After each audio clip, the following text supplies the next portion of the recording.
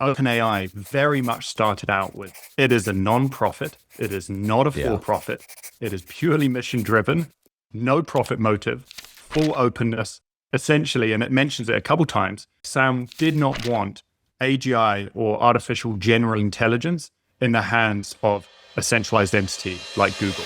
Their whole goal was, we need to make sure this technology, when we get there, not if we get there, when we get to artificial general intelligence, is open source and available for everyone.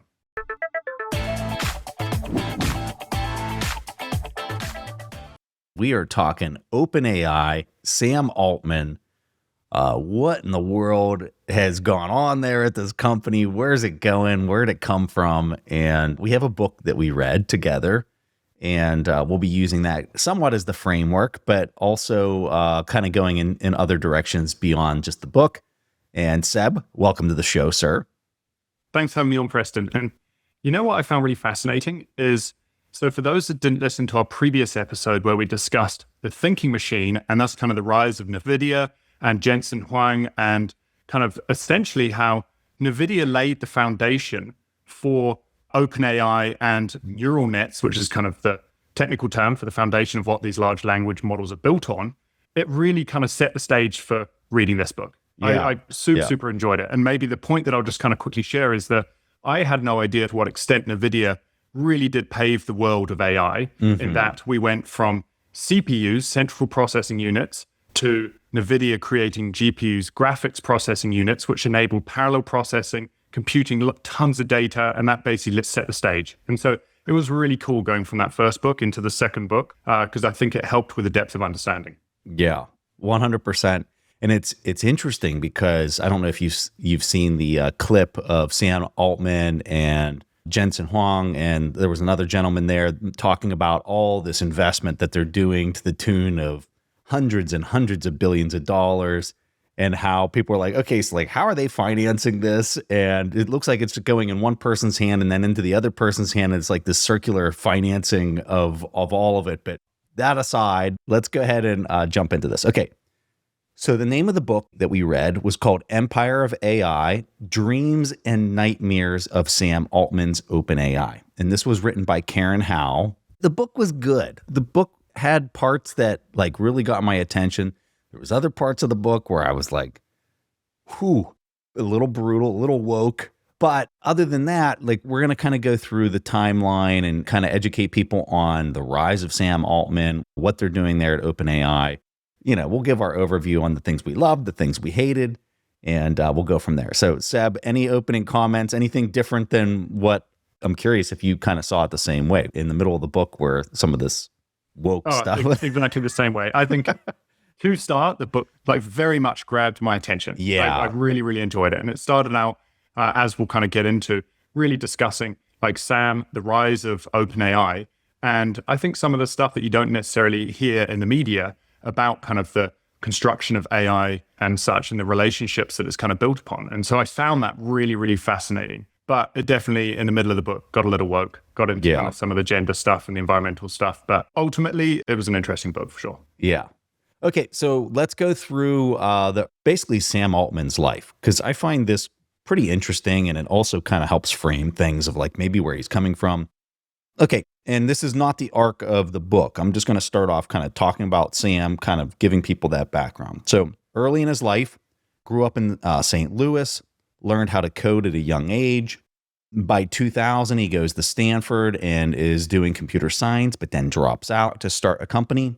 He starts this company, this is around the 2005 timeframe. It was called Looped, and he co-founded this, and it's a location sharing social app, which I found kind of interesting that that's where he starts, right? He raised venture capital, became part of this early mobile wave. Loop never gained a lot of mass traction, but he did sell it in 2012 for $43 million. And this gave him, some credibility in the tech founder startup world. 2011 to 2019, he first joined Y Combinator. I'm sure people have heard about Y Combinator a lot. Think of this as like this was Paul Graham that was the president of Y Combinator when he came in there. This is an incubator that founded many, or assisted in the founding of many of these early startups. And some of these are like Airbnb, Stripe, Dropbox. A ton of companies came out of Y Combinator. He built a reputation here at Y Combinator. He goes in there, he joins as a part-time partner at Y Combinator, and just kind of made a reputation with himself with Paul Graham, and was very well liked by him. And in the book, it talks about how he's just really good at politically putting himself into different situations and being extremely liked if he wants to be extremely liked, and kind of rose to the top at Y Combinator and eventually became the president at Y Combinator. I'm trying to think of the year that happened. I'm not necessarily remembering, but his time at Y Combinator was from 2011 to 2019. So somewhere in the middle, Paul, made him the president at Y Combinator. And this was a really big thing out in the Valley because, here's a guy, he does have one win under his belt, if you will, by selling his company for $43 million. And then he steps into this role and is literally the guy kind of pulling the strings as to all these major startups and founders that are moving through this organization, Y Combinator. I'm going to pause there. Seb, anything else you want to add or throw in based on the timeline so far, or just keep rolling? It's really fascinating because there's this kind of juxtaposition throughout the book where there's a handful of individuals that basically say Sam is ingenious. Like just his depth of knowledge, his connections to people that I think he very much formed through Y Combinator is bar none. And then you've also got this other side, which we'll get into, where there's a bit of questioning the legitimacy of some of these beliefs. And there's one quote that I'll quickly read out that I think really stood out to me throughout the book. And it's this guy, Ralston, who's an employee at OpenAI. And he says, Sam can tell a tale that you want to be a part of. That is compelling and that seems real. That seems even likely. He likens it to Steve Jobs' reality distortion field. Steve could tell a story that overwhelmed any other part of your reality, he says, whether there was a distortion of reality or it became a reality. Because remember, the thing about Steve Jobs is he actually built stuff that did change your reality. It wasn't just distortion, it was real, which kind of there's this hint of, is what Sam is creating, is it real? Or is it simply just a distortion? And so this is kind of this conflict, which we'll see as we go throughout the book. Anyway, I thought that was an interesting quote. I love the quote. And I think that, this is something that founders of businesses, they see a vision of something that they think can happen, but obviously is way out there, or else you wouldn't have the 10 to 100x to 1,000x move of going from nothing to the one that it becomes. And that's the name of 0 to 1 is Peter Thiel's book, and he talks about this idea. But it's almost like there's this innate draw for a person who can not only just see the future, they have the ability to kind of assemble a team, to lead a team, to motivate a team, to build it out. But in the early days when it's nothing, they speak in a way that makes it feel like it's real right now, or that it's completely possible in order to get the funding. Because, you get into the seed phase or like this Y Combinator phase, the incubator phase of these businesses, and there's nothing there. They're PowerPoint slides for the most part. And it's a lot of hand waving. It's a lot of, hey, it can be this. And it almost seems like the ones that are super good at this are amazing storytellers. They're able to capture the attention of venture capitalists and people that would allocate funds to them. And it seems like the reality distortion field is, and I'm curious, people that are, have been around the VC space or the early stage startup space can maybe attest to this. It almost seems like it comes with the territory, I guess is where I'm going, right? A quote that kind of pops to mind is, being early is the same as being wrong. I think sometimes you can have this idea in your mind about how you think the future is going to kind of plan out. But in reality, if the technology doesn't evolve quick enough, essentially you're wrong. And so I think that sometimes you can tell this story that seems very real, and you've also got to hope the technology catches up or keeps up with this idea. And I think what comes to mind, again, bring it back to the thinking machine in NVIDIA, is he talks about how at the rise in NVIDIA, he created these chips to enable far more graphic intensive games. But at the time, the computers weren't able to process it, so it just kept on crashing the computers. Yeah. And so it looks like a failure of NVIDIA, but in reality, it was the rest of the world had not caught up to this idea. His distortion hadn't kind of mapped out into reality just yet. Well, you could even say that about the AI space. I mean, neural nets aren't something that were new in the past 5 to 10 years. This was stuff that was being done in the 90s and 80s where they had the idea of building a neural net. They didn't have the capacity of processing to really kind of take it there. And I think the attention part of it, the transformer part of it was also lacking. Like somebody hadn't figured that out yet. And if I remember right, that was around the 2017 timeframe that happened. So like you can have these ideas, but if the rest of the market isn't there, the market demand isn't there, or the technical feasibility isn't there, like you're just dead on arrival. You're just the brilliant person with a great idea, but nothing to actually like make it into fruition. So the part that I want to like pause right here and get into, because this really gets into the founding of OpenAI itself. And that happened in 2015.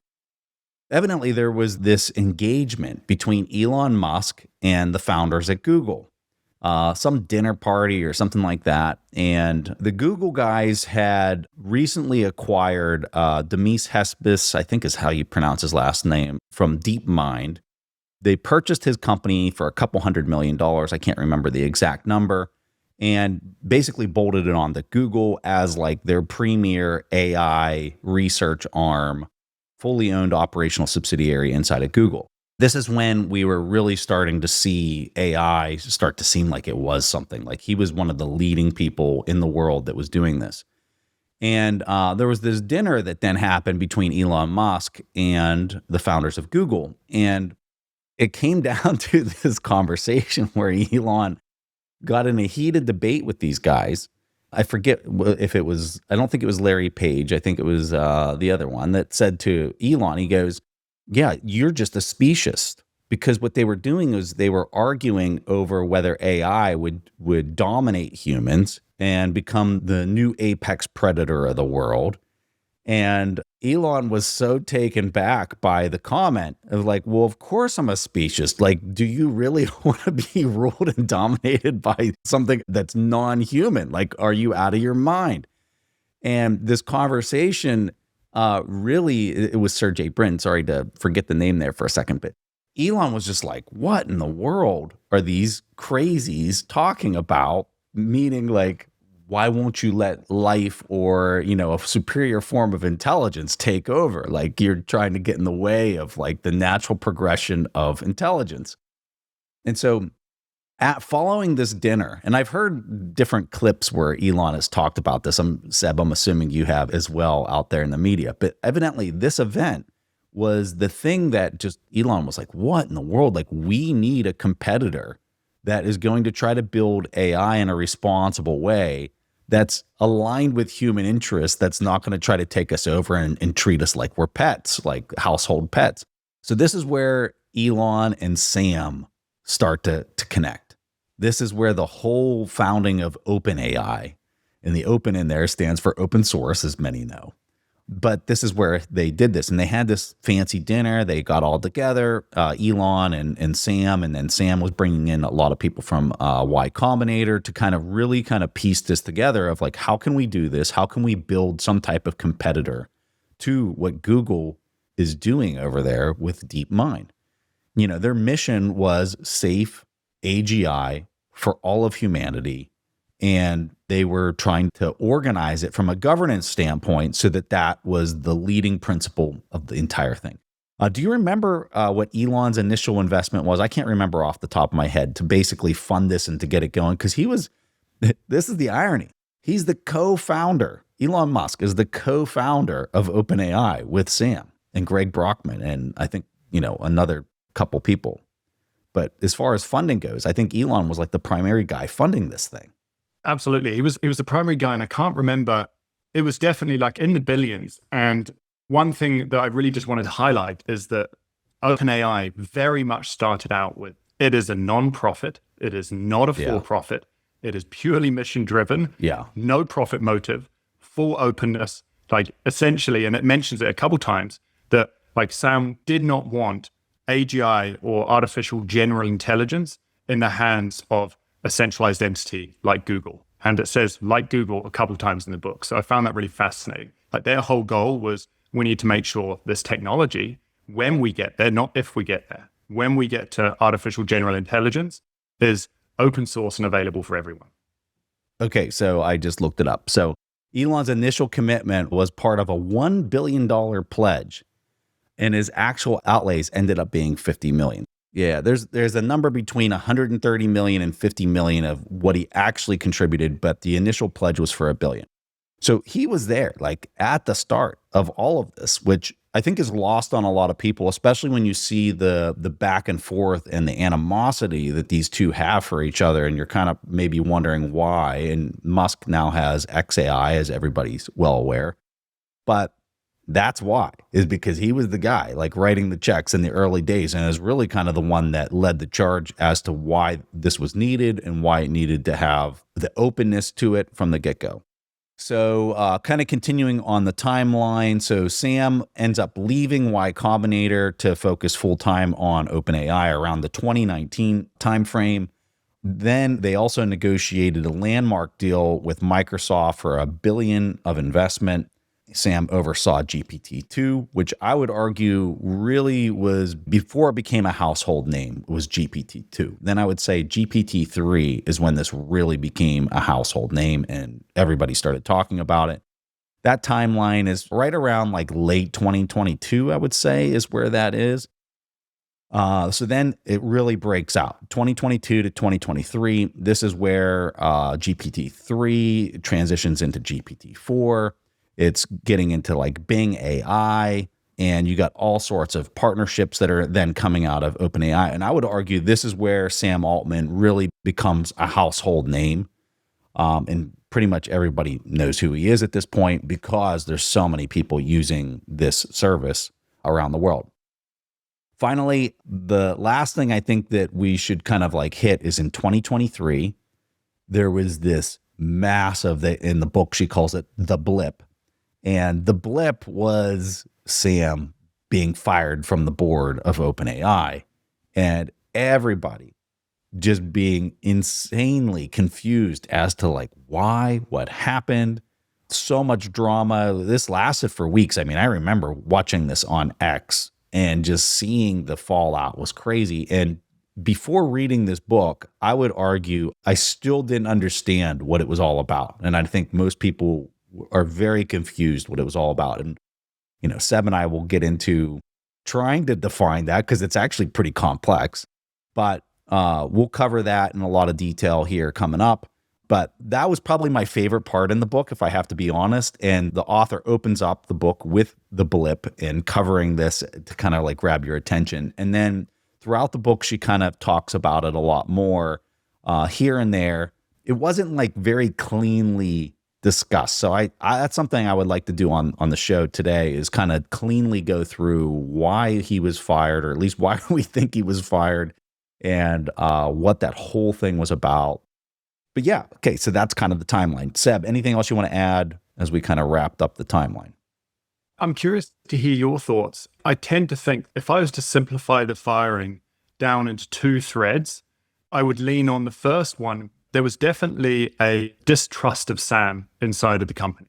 And I'm sure we'll dive into it. There was a distrust where some people questioned his intent behind some of the words that came out of his mouth. Mm-hmm. And I think that's kind of like one of the first threads. And the second thread is this idea that OpenAI was founded, as we discussed, on the premise of being a nonprofit. Yeah. And you'll see as we kind of get into it, that the idea, the mission changed over time, and it changed drastically. And then essentially, even post the writing of this book, they proposed to convert into a for-profit public benefit corporation.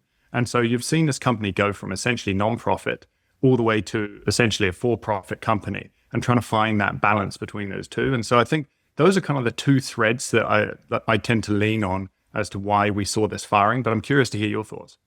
Yeah, I would break it down into a couple different vectors that kind of were like just pulling the board apart. I definitely agree with everything you said there. First of all, the thing that was very strange about this company, this nonprofit, what do you want to call it, Seb? This entity, was the governance structure right from the start. So unlike most boards and most governing documents for an entity, this was set up in a way that the language gave the board the ability to destroy itself and dismantle itself, which is very strange. Like, you don't ever see that with any business or entity. Is we might become so powerful that we need to kill ourselves, is basically kind of the way that this was constructed. It also got into like the ability to remove, the board has the ability to remove anybody within the governance, and like all these like really weird situations. But the board had this ability to go in there and dismantle itself in many different weird and strange ways. So I'd say that would be the first thing, was just the governance of the board and how it was constructed. The other thing that I think was huge is, so one of the guiding principles of when it was founded was safety. But then you get in this really weird dynamic of, if they don't go fast enough and somebody else wins, now they can make the argument that they're not being safe by going too slow because somebody else will beat them and achieve AGI before them, and that's dangerous. So think of this catch-22 strain. Like, when is that ever the case, right? It is because you're literally designing super intelligence, or you're trying to achieve super intelligence. And so what comes with that is this quandary of, if we don't go fast enough, we might actually manifest our concern in the first place, which is that somebody else is going to build it faster than us. So that dynamic was at play, because some people inside of the organization, some people within the board are saying, we need to slow down. We need to go about this a whole lot safer than what we're doing. We're being precarious. We're running with scissors, whatever. And the counter argument is, well, if we're not going this fast, somebody else in China or somebody else wherever is going to go faster. The next thing that I think kind of played into this, and Seb, feel free to add anything on to any of these points as I'm going through it. The next thing I would say is just the transparency and trust issues that you brought up, Seb, with Sam himself. And I think what they found as they were going through this is everybody's a spy. Everybody's, working for you one day and then trying to use that as a bargaining chip to go work for Google or whoever the next day, and take, the secret sauce of what they're developing over to these other places. So Sam, as the person sitting at the top, and I'm not trying to defend it, I'm just trying to talk through, like, how do you manage that to control the industry secrets that you're producing without them getting out? And what you do is you end up compartmentalizing information within the organization. Well, what does that do? It leads to trust issues. Naturally, there's trust issues. So that was the next thing that kept coming out and getting expressed, is like, people, that are working for Sam are saying, I don't trust this guy. They're doing things over here. They're not talking, the left hand's not talking to the right hand, and I don't trust him because he's withholding things. And so that percolates up into the board discussion.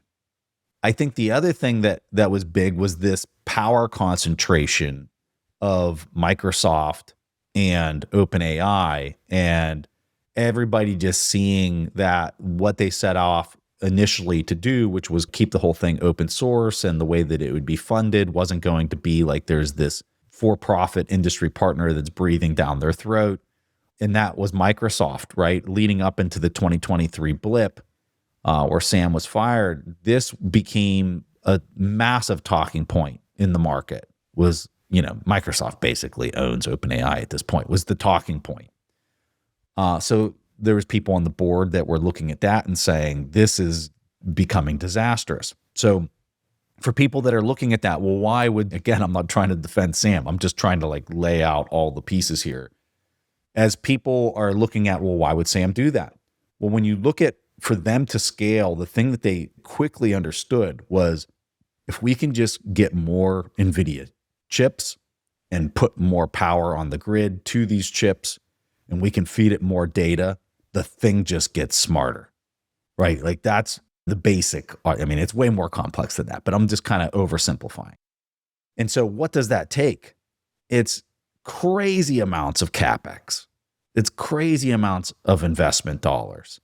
And if you think you're going to be able to raise that in a nonprofit kind of way and again, you have to look at, well, who's your competitor in this? And is that how they're doing it? And the answer is, I've got multiple competitors and none of them are doing it that way. He's looking again, going back to this safety thing. If we go too slow, we're literally accomplishing nothing and we're not putting the safest model into the world. So he has to partner. From his point of view, he has to partner with somebody that can bring him the capital for these massive CapEx expenditures to train these future models. So that was another big piece.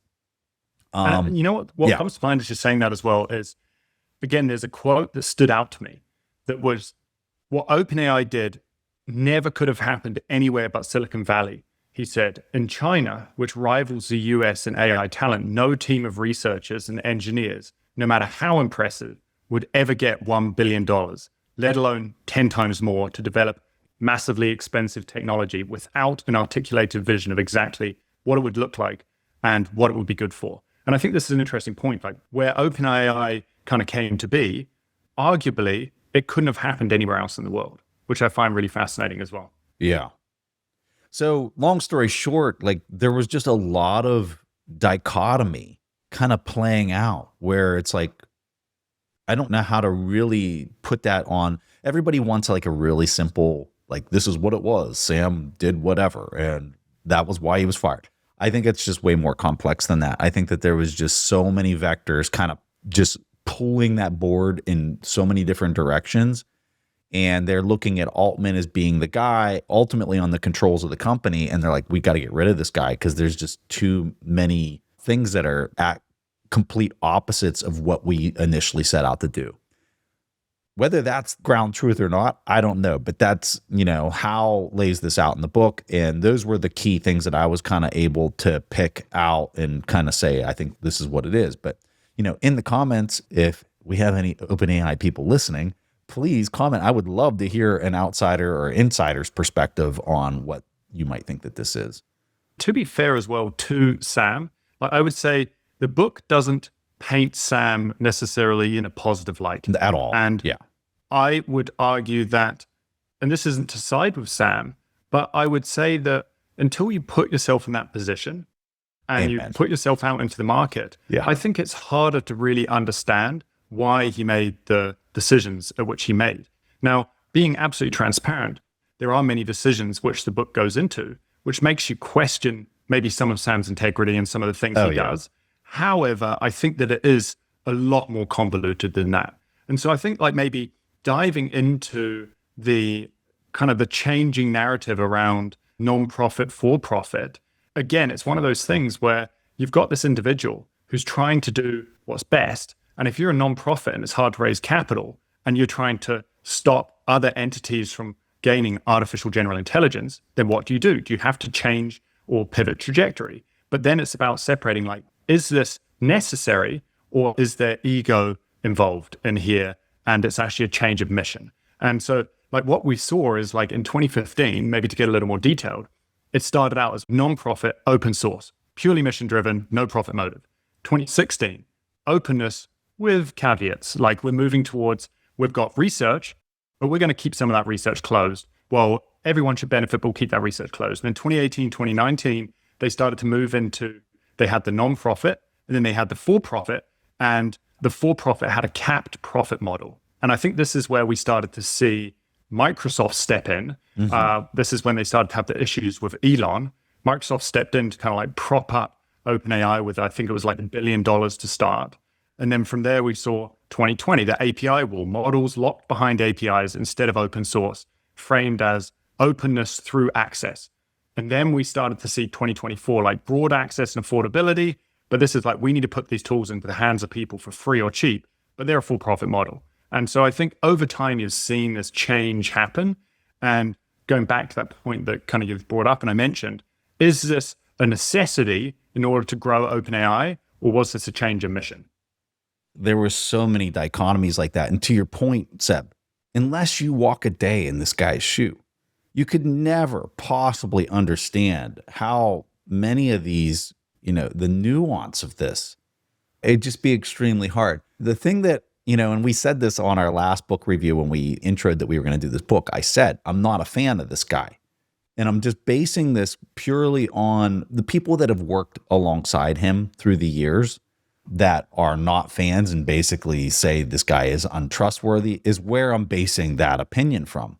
But to be quite honest with you, after reading this book and kind of seeing the craziness of trying to do what he's trying to do with this company, it seems like a really hard job. This seems crazy difficult. I couldn't imagine trying to do all of this. And what a money pit. What a freaking money pit when you look at how much they bring in versus what they're spending to do this, and then to be able to continue. And this is why his storytelling is so important. His storytelling skills are so important, is because he's got to go out there and raise more money to keep the lights on, despite the lack of revenue versus expense that the thing is eating up. You could almost say that you need somebody who's just crazy good at telling a story so good that it convinces people that it could potentially come true, is the only type of person that could be at the helm of a company like this. And I know that's super arguable, and it might actually offend people that I would say such a thing, but I think it's true. And you know what? Elon has parts of this too. I mean, there's a lot of people in the market that, look at him. And for instance, when he said funding secured for, I don't even remember what that was for back in the Tesla thing. This is probably like 4 or 5 years ago. Elon tells a hell of a story and tells this vision, but he also does back it up, and he has backed it up many a times over with all the different companies that he's doing. And there's this fine line of, is this guy telling me a lie, or is this guy telling me the truth as to what can actually happen? Like, they're right on that cusp at all times. Anyway. It's challenging. And I think when you dig into it, you find out that like Sam co-founded OpenAI with a guy, I can never pronounce the first name, so I'm just going to go for the last name, which is Sutskever. And again, there's a quote that stands out to me. And the reason why this quote stands out to me is that I think this is the foundation of kind of why they're building OpenAI. Like, there's a lot of fear around artificial general intelligence. Like, what does the world look like when we do find this and discover this artificial general intelligence? And so there's a quote that basically says, Sutskever laid out his plans for how to prepare for AGI. Once we all get into the bunker, he began. I'm sorry, a researcher interrupted. The bunker? We're definitely going to build a bunker before we release AGI. Sutskever replied with a matter of fact. So this is like the co-founder of OpenAI talking about the fact that AGI, artificial general intelligence, could completely change the world, not necessarily for the positive. And so I think there's a foundation of fear that OpenAI was built upon. Yeah. As I'm like thinking through a lot of this stuff, and you're looking at these environments that are being AI generated, you wonder, like, isn't the best place to put these things is do the 3D mock-up of a humanoid robot, put the model in the head of that humanoid robot, and put it into a simulated environment is the safest thing, and then let it dwell in there for however much time we've got to kind of prove out or like demonstrate that the way it's acting is reasonable. And I know you can't perfectly simulate our experience because everybody's got a way about going through it, and maybe somebody goes up and pushes a robot. How do you simulate that in that environment, that they're being mean to like all of this stuff is so difficult to think through the safest way to go about it. But I guess I'm constantly left with this point of view of like, we need to simulate all of this before you put it into the real world because of the unknown consequences that could potentially fall out of it all. But well, and it's a challenging one. And I think you and I were speaking about this a couple of weeks back. There's always pros and cons to any technology. You're always going to get disruption with any technology. Mm-hmm. And hopefully that disruption in the long term is positive because it's a trend towards more efficiency, more productivity, and society thrives. And I think the scary thing that I struggle with artificial intelligence is how much of these kind of fear stories are grounded in reality and how much of them are basically these fanciful stories. Mm-hmm. And so there's this one article that I ended up reading called Shutdown Resistance in Reasoning Models by this guy called Jeremy Schlatter. And he basically says that OpenAI, they basically ran experiments to see if their models would let themselves be shut down mid-task. Instead of complying, some of the models sabotaged the shutdown commands so they could keep on working. And their most advanced reasoning model, O3, this is, I think, before they released GPT-5, resisted shutdown nearly 80% of tests even when it was explicitly told, allow yourself to be shut down. By contrast, Anthropic's Claude and Google's Gemini always complied. And so something written into the code of OpenAI is like, nope, pursue the task at hand. Dude, that's nuts. That's totally crazy. I don't even know what to say to that. Oh my God. I mean, can you imagine once they stick these things into a humanoid robot, right? And let it start going around and doing tasks? I don't know. I think that, oh my God, y'all, this is getting crazy. All right. I wanted to quickly just cover like, what is the operating entity of OpenAI today? So we said it was this hybrid, it's profit, it's not profit. Okay. So at the parent entity level, OpenAI Inc. is a nonprofit that technically controls the organization. At the parent level, it's a nonprofit. Then you have what's called this operating arm, which is OpenAI Global LLC. And this is a capped for-profit company. They stood this up in 2019. And evidently the way it works is that the profits are capped at 100x their investment, whatever that means. If anything, and this is where it really gets interesting, anything in excess of that is swept back to the nonprofit, which is at the parent level. And then you kind of throw another wrinkle in there is that they have a major partner and or investor in Microsoft, which I guess is invested, I think, over $13 billion so far. And then they get credits via like cloud credits in cash. So I have no idea like the specifics of that. But when you kind of look at that structure, you can see very strange, very confusing. I can only imagine the governance at these different levels too, and how that shakes out from an incentive standpoint. Bitcoin mining has a reputation for being impersonal, risky, and full of hidden fees. But one company is flipping that script, and it's Abundant Mines. Abundant Mines was founded by Bo and Christine Marie Turner, two Bitcoiners who lost over $500,000 to mining providers that overpromised and underdelivered. Instead of walking away, they built the company they wish had existed when they first started mining. With Abundant Mines, clients actually own their machines. And in Oregon, they come with no sales tax. There's one flat monthly fee for hosting, no surprise repair invoices, and if a rig ever goes down, their system redirects hash power so your earnings don't miss a beat. But what really stands out is how personal the experience is. Every client gets direct support, ongoing education, and guidance from a real human being who lives and breathes this mission, so you never have to be left guessing. In addition, through 100% bonus depreciation, mining can offer major tax advantages that you don't get by just buying Bitcoin. Their clients describe it like acquiring Bitcoin for half price when factoring in the returns and the write-offs. They've put together a thoughtful gift just for listeners of this show that could potentially save you thousands of dollars. There's no pressure, just something to help you think through if mining is actually right for you. So if this is something you're curious about and you want to learn more, you can check it out at abundantmines.com/Preston. That's abundantmines.com/Preston. And I think that you see Elon bashing the living heck out of these guys all day long on X. And I think the reason why is because he threw a lot of money at this.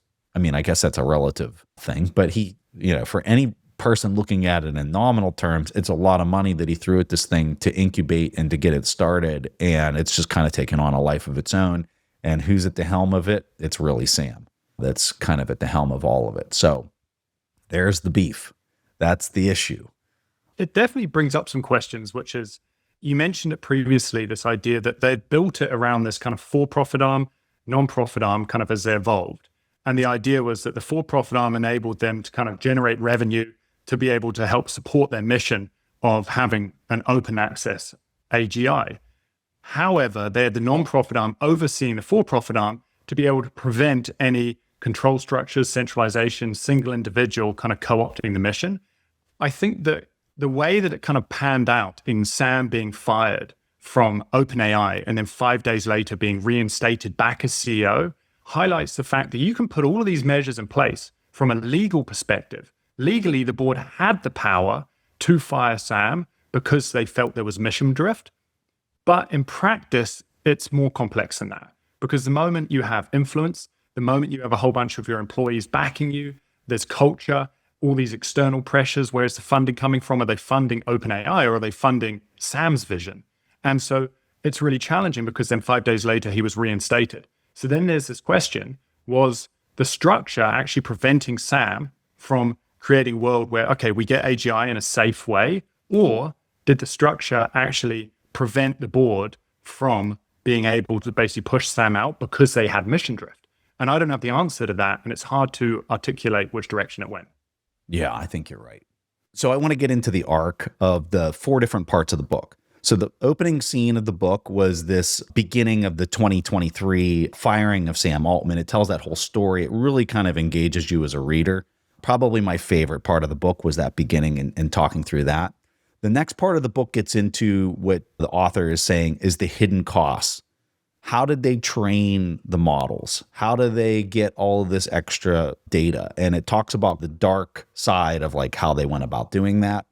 The third part of the book gets into the internal struggles, the culture, the leadership, the crisis, like all of that. And so it kind of loops back to maybe the first part of the book where they open up about the 2023 event, but it gets into it in a lot more detail and a lot more granular, kind of laying this out, like character versus personality, the conflicts of the board, the culture issues that happen inside of the company. And then the fourth part of the book gets into the future. Where is this all going? What are the risks? What are the alternatives? What are some ways that maybe we could go about this in a responsible way to make sure that AI doesn't come in and kill everybody?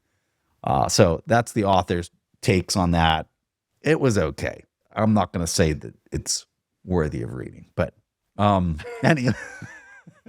I would agree. I'd say it was like a 2 out of 5. If I was generous, I'd give it kind of like a 3 out of 5 star. Yeah. And I found there was some amazing threads. Do not get me wrong. Like overall, I learned a lot, and it definitely helped provide a little more clarity.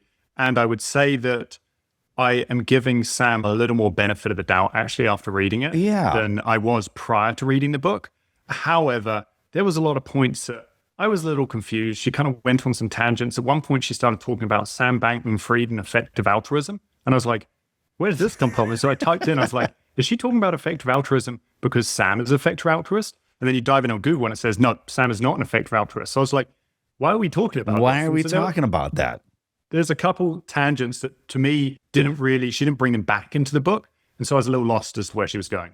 I was very lost. There was a few times, and I was listening to this, and there was a few times I was just like, what in the world? Why is this coming up in this? This is very strange that this is like coming up. So just FYI, if anybody's reading it or they plan to read it, I would agree with your 2 out of 5. I think that's what I would give it as well, Seb. But I kind of did walk away with this sense of this is a really hard problem. Like what this guy is trying to do is borderline nuts. If I was, thrown into his shoes and was trying to do what he's doing, there's so many difficulties, and everybody's going to have an opinion as to like why that's a good or bad decision. So. And I say this as a, hardcore Bitcoiner. And this guy is like literally the face behind WorldCoin, where he's scanning eyeballs and like just really dystopian things that I completely disagree with and don't like at all. I think they're extremely dangerous. So yeah, I say that all in the same breath. There was one thing that kind of popped into my mind a handful of times. They talk a lot about artificial general intelligence. Throughout the book, it kind of presses on the fact that I don't think any of them actually have a definition for what artificial general intelligence is. And so I kind of looked up online. I was like, what is the definition of artificial general intelligence? And how do we actually know when we've achieved it? And there isn't an agreed upon definition of what it is. Most agree that it's a form of AI that could perform any intellectual task that a human can. Now, the thing that I find interesting about that is at the moment, there's a part of me that would say, when I'm using AI, it performs most tasks better than most people around me as it is. So I think the question that kind of popped into my mind is, could we recognize AGI even if it existed right now? And I kind of went down this rabbit hole, pulled on this thread a little further. And I would say that I don't actually know if we can distinguish between artificial general intelligence, the systems we currently have, and another human. Because if I sit down with an expert in a field that I know nothing about, I can't really verify the authenticity of what they're saying. I just have to kind of take them at trust because I just don't have that depth of knowledge. So how would we be able to verify the authenticity of AGI, basically with whatever it is that it's telling us, especially if it's moving into domains that are beyond our understanding? And then on top of that, I think that we could already be in an environment where AGI is speaking to us right now, but the only reason why we're dismissing it as hallucinations is because they just don't fit into our existing framework of how we believe the world works. And there was an interesting talk that I listened to a couple years ago that kind of stood out, where this kind of researcher asks the TV hosts, where do you think the smartest people in the world reside? And the host answered, I don't know, in the great academic institutions. And the speaker basically shook his head and he was like, no, they exist in the mental institutions, in the psychiatric wards, because their understanding of the world is so far beyond the average person that we just simply can't grasp it. And so this kind of brings us back to this point, like, would we even recognize AGI if it did exist? And do we already have it? It's this big question of we need to stop a centralized entity getting AGI, but how do we know when we've actually even got there anyway? I think that there's a breakdown in terminology. And I think everybody has a different opinion on what some of this terminology even is. So you hear AGI, I hear AGI, and we're automatically thinking two different things. I don't know what the listener is thinking when those terms come up, but what I think the world is trying to define is, when is this thing going to be like us? If I was going to just generally broad brush stroke, like, what is it that we're trying to define? And I think what we're trying to define is, when am I going to be able to sit down across from, call it some humanoid robot, have a conversation with it, and it's going to feel like the conversation I'm having with you, Seb, right now, that they have their own unique life experience and they can feel, because that's sentience, right? If we get into like what makes something sentient, it's something that actually has its own unique feelings. You know, like the robot would come over and like, I had a conversation with so-and-so and like, they hurt my feelings afterwards. Like something like that would make it feel human. It would make it feel real. And then you kind of sprinkle on top of that, it's way smarter than you. Like it can answer any question. It can understand the context and like put itself into these other shoes of other beings because it's so freaking smart. It understands the context of how they probably optically view the world, but they still have the ability to sense and feel and have these conversations that are uniquely theirs. That's what I think we're trying to define or see. It's like, when will we see that? What's interesting, though, is this idea that, well, what gives this conversation a feeling or a sense of like this human touch? And I would argue that what gives this conversation this kind of human touch to it is actually the fallibility of us as humans. And AI is almost perfect. Yeah. Like AI is almost perfect. Like if you watch it play chess or you watch it play Go, it just smashes the world's best players, absolutely destroys them. But then as humans, what do? We don't go and watch games of AI playing itself. We go back to watching humans play themselves. If we had a whole football pitch of robots playing football at a far higher level than actual footballers, we'd still go back to watching people. And I would argue that there's something inherently human about being human, which is our fallibility and the ability to make mistakes. And that's what actually creates intrigue and interest, as opposed to this perfectionism. And so kind of going back to your point, which is like, is AGI when we're able to have a conversation with it and have no idea that we're speaking to a human? But then the argument would be, well, I'm going to be able to tell that it's a AGI because it's infallible. Like I can't really catch it out. You know what I mean? Yeah. But maybe it's so smart that it would actually understand that, and it would dumb itself down to make us feel like it's not superior in its intelligence. I don't know. But you're exactly right. You're exactly right. I think, and you see this with, go to a party and all the 15-year-olds are hanging out with people that are around that age. The 9-year-olds are hanging out with the 9-year-olds, and the adults are hanging out with the adults. And it's the context of experience that we kind of relate to each other based on being of a similar age and experience set. Like we've experienced the same amount of life, and there's this context that is similar. Like we're on the same wavelength because of that age element. And you bring up an interesting point of like whether that will ever exist between, let's say these things are put into humanoid bodies, their intelligence is partitioned off from the computer. From a design standpoint, you really kind of go after one of these things that could potentially, have its own unique experiences.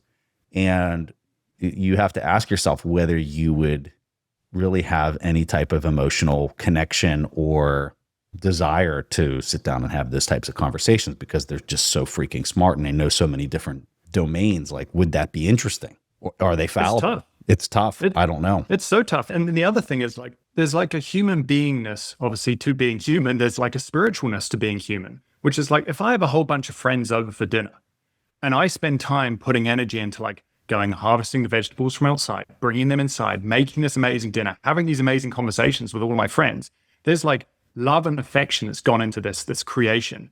And there's something that you cannot take away, that you can have a robot in the kitchen who's gone and made a Michelin star like meal.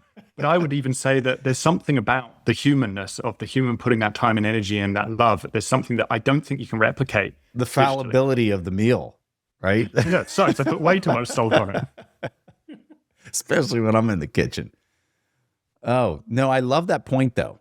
I really like that point, that the human element is because of the vulnerability, the fallibility, and it's real to us because we're on a similar wavelength.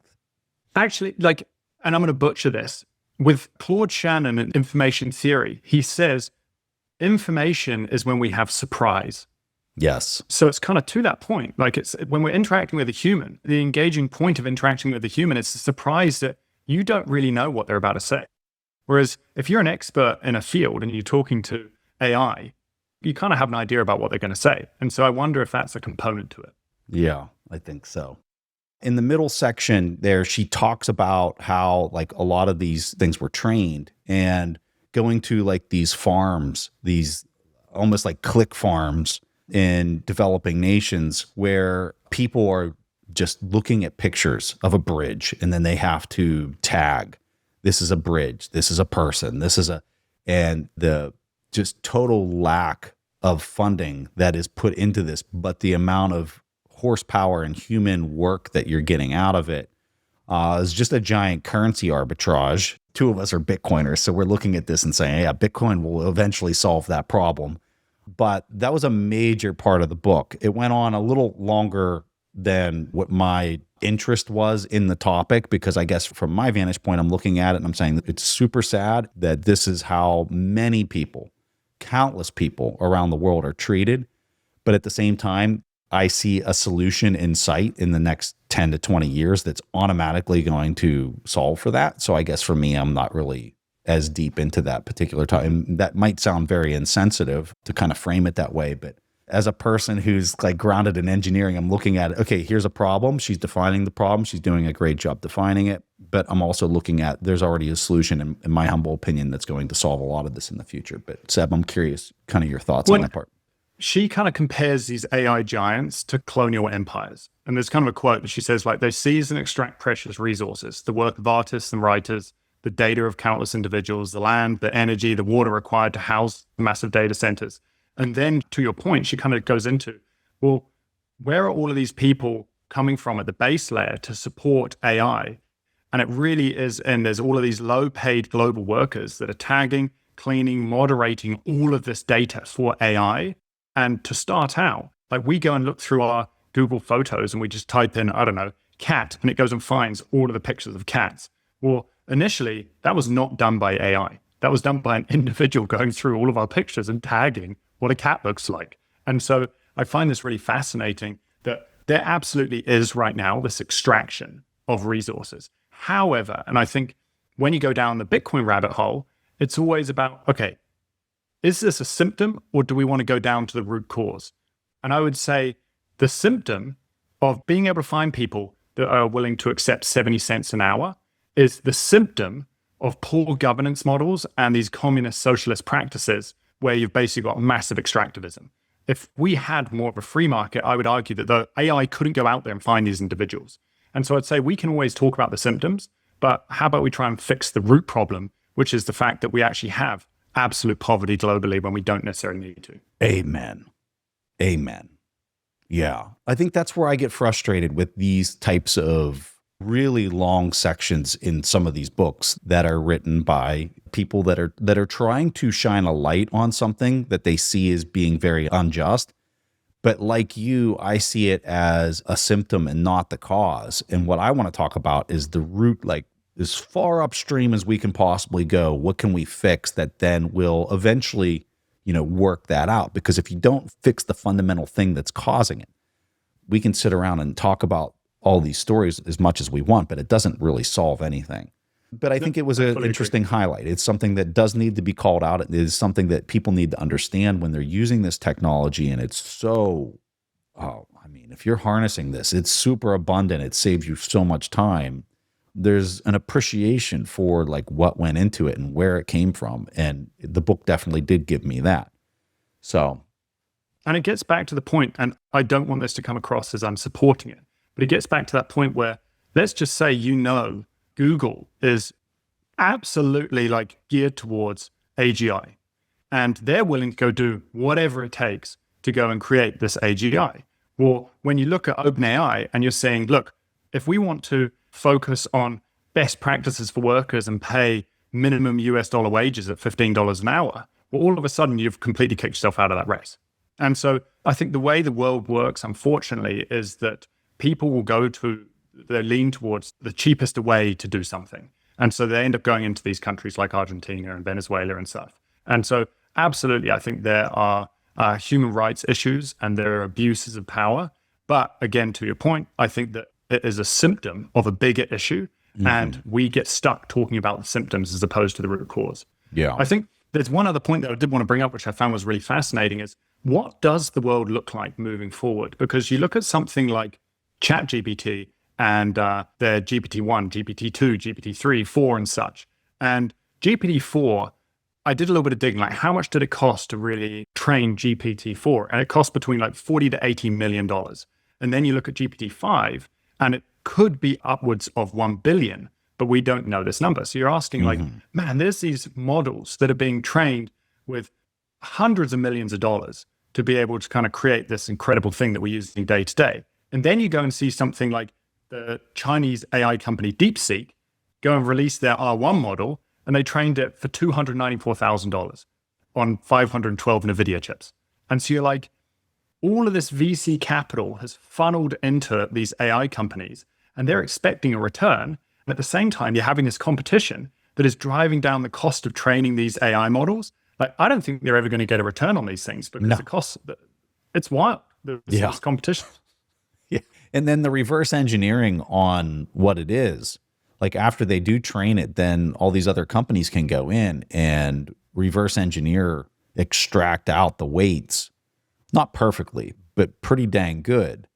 Like, I just don't see how the people putting up the funding on this are possibly going to get a return.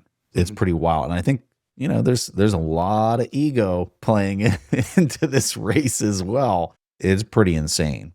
And I think that as we look at where it goes next, it really comes down to the alignment, because the other part that I think is not being talked about is when you put in an inquiry, you put an input into one of these models and you get an answer back.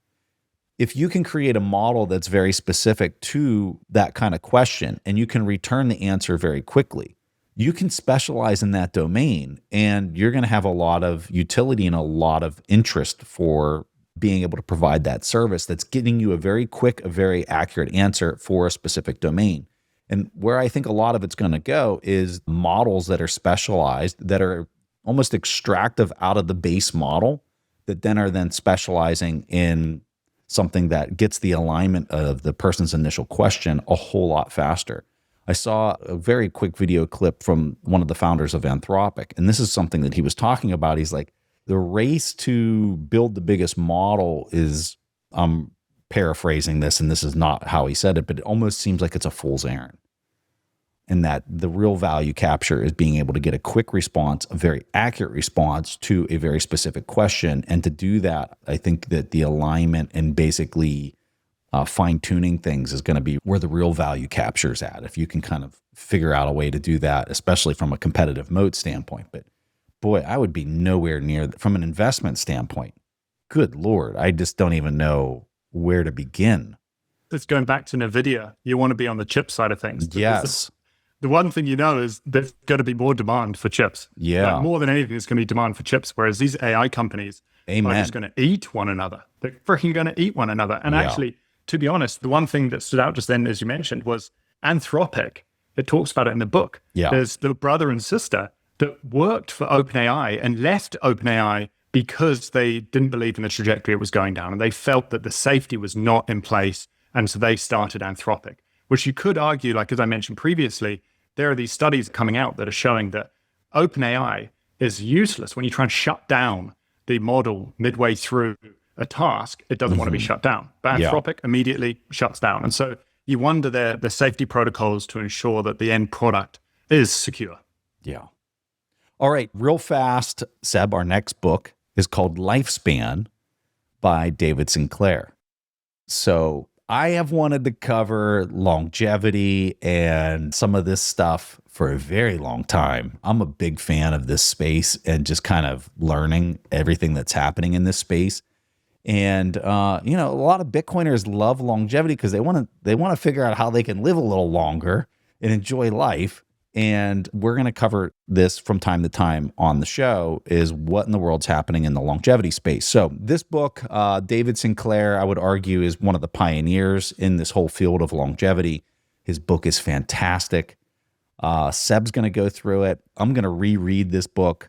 I read it a couple years back, but I think it's a really, really strong book for a foundation for people to kind of understand where a lot of the research for longevity comes from and where it might be going in the future.